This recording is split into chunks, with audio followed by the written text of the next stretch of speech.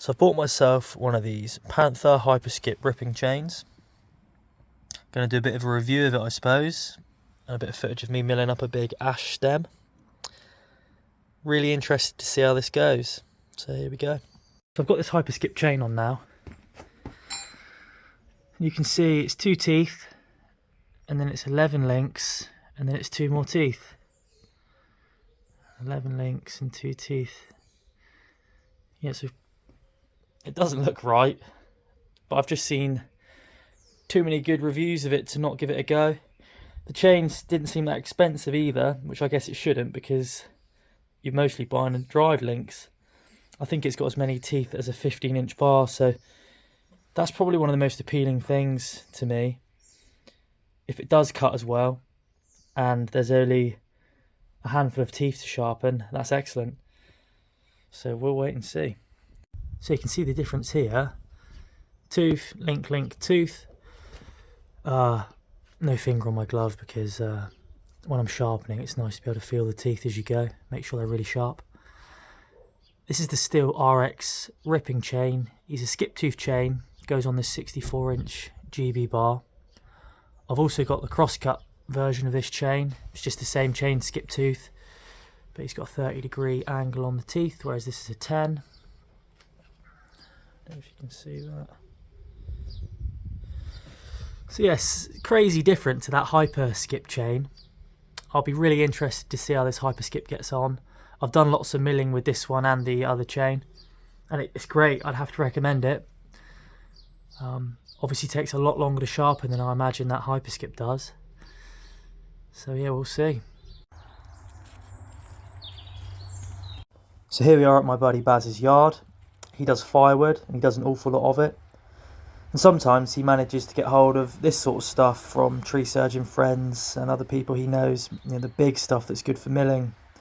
This is one of 2. We had done the other one a couple of months ago. And here we are doing this one. So straight into the first cut, which I didn't film. Initially my impressions are good. It was smooth. It felt really fast. Which is what I had hoped it would be like, and is similar to the other reviews I've seen.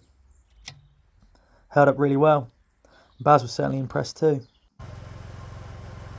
So skipping on to being halfway through now, you can see there's a 2.0 on the end of that trunk, and Baz had this weighed when it was dropped off by the crane, and it was 2 tons in weight, which is just incredible.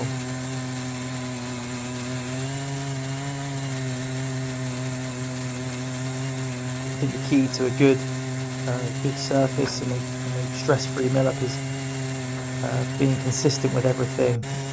I actually prefer using the winch, to be honest. I think you get a more even speed and just pressure with it.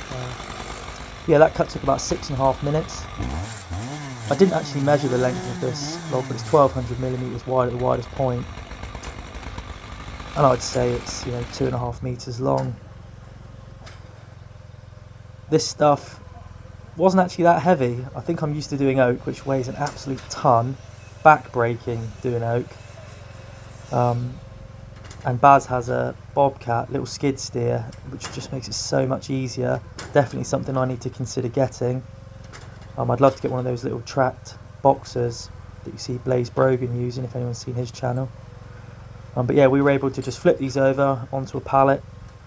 Me and Baz split the log. He sourced the log, and I bought all the kit to mill it up.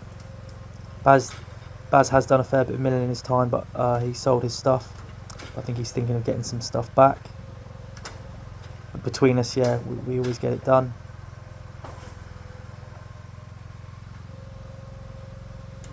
This is one of my favourite parts of doing milling, is when you reveal, blow all the dust away to see what's there. It never gets old. I've got this little 18-volt Makita leaf blower, which is an excellent little thing. Great for using indoors as well, for my CNC and stuff, and you don't want to have petrol fumes from a leaf blower. Look at that, just so nice. Beautiful ash. I get sick of milling up beech where we are locally. I'm not doing any more beech for a while. I've got tons of it. So having a little look at this chain halfway through, I can't really fault it. It's fast, It's smooth, it's not grabby or anything. Leaves a fantastic surface. Still plenty of life in it, doing half that log, so it was about 5 cuts we've done.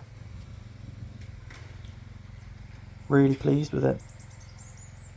You know, I'd have to recommend it up to this point. Done some really nice work. And it's producing exactly what you want to see when you're milling that sort of coarse dust. Absolutely tons of it. You know, you're doing 1/4 of an inch a time in dust. The kerf is 1/4 of an inch, so for every 4 cuts you make, you're losing an inch of wood to dust, which is just incredible. But that's the way it is. That's where bandsaws shine as well. Much less waste.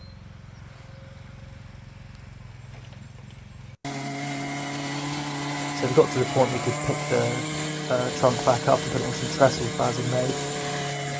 Much nicer than being down on the knees. And just wanted to show you how quickly this thing was cutting. We're in about 1 metre, let's say 3 feet of width here. Absolutely flying through it. So yeah, this was a great mill up, really smooth, really enjoyed it. I like the winch as well because you can have one person on the winch and then one person just going around having a little tidy up. They're banging in some wedges, just keeping everything moving along.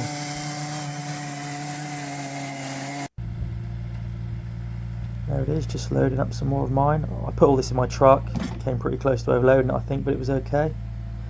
And overall, really good day. I hope you guys have enjoyed this video, and there's plenty more to come, so if you enjoyed this, please consider subscribing, and thanks for watching. So here we are at my buddy